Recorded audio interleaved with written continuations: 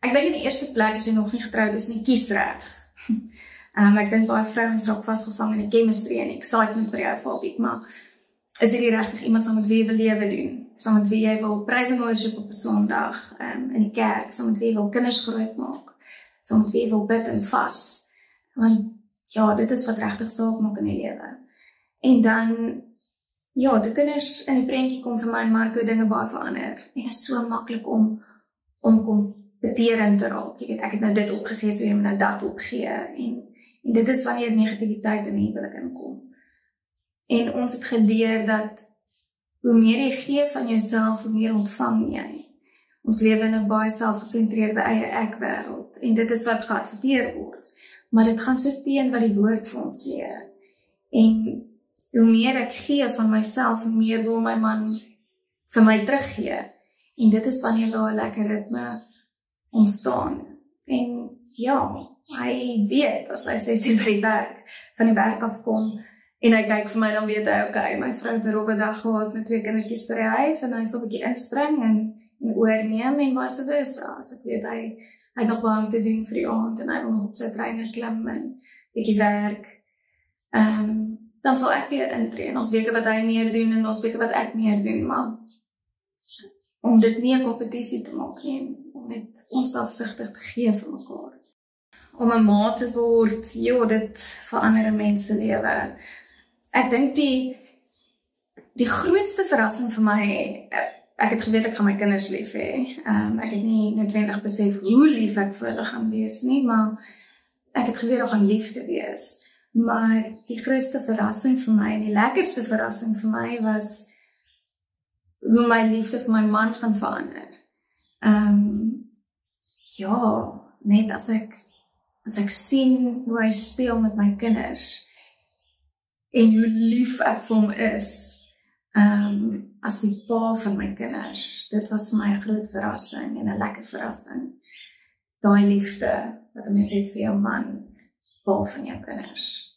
En ook net om deur die seisoene te gaan saam met jou kinders. My dogtertjie het nou haar eerste woordjies begin sê, en my 4-jarige seentjie het net die grootste verbeelding in die wêreld en die storieetjies wat hy kan vertel, en net hoe hulle persoonlikhede ontwikkel. Ja, elke seisoen kom met nuwe uitdagings, dis nie elke dag maklik nie, maar dit kom net met soveel, dis so satisfying. Ek het nog nooit iets gedoen in my lewe wat so bevredigend is, soos, om 'n ma te wees. Ja, ek is al altyd 'n Christen, groot geword in 'n Christenhuis. Daar staan in my lewe wat ek baie ver van die Here af was, en daar staan in my lewe wat ek baie na aan was.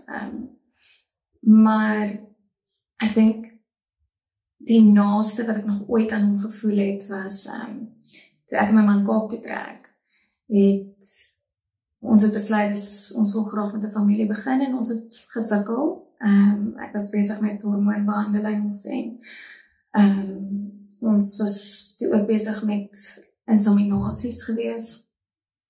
En ek het baie gebid en baie gevas vir 'n babatjie in daai tyd, en ek het 'n vriendin gehad wat deel was van my journey, en sy was in Israel vir 'n bly gewees, en sy het net teruggekom, en ons het gaan koffie drink, en sy het ook deur 'n harde tyd gegaan, en ons het gedeel, en ek het haar net vertel van 'n chemical swangerskap wat ek gehad het. En ons het baie emosioneel geraak, lekker gehuil, en sy sê vir my, Elsje, ek het iets vir jou. En sy vertel my dat sy in Israel geloop het, daar waar Jesus geloop het, en sy het ewe skielik net hierdie verskriklike behoefte aan 'n kind gehad, en sy kon dit nie verstaan nie, want sy het haar familie en sy is gelukkig,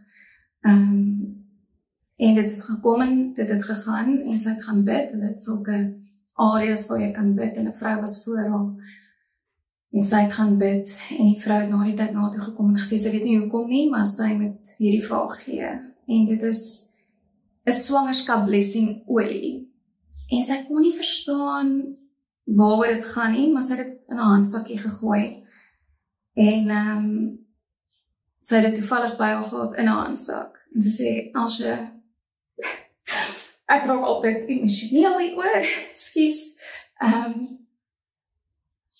Yes, ek sê als jy, I want to bless you. En sy het net daar in die café, my gebless met die olietjie, en ek het die olie huis toe gevat, en kyk, ek het vir myself gebless, elke kans wat ek kry, maar ek het bo alles, het ek geweet, hierdie is 'n boodskap van die Here, wat hy net vir my sê, my kind, ek sien jou, en ek hoor jou, en ek het in daai oomblik geweet, ek gaan swanger raak, en, ekskuus, en nie lank daarna nie, was my seentjie gebore, en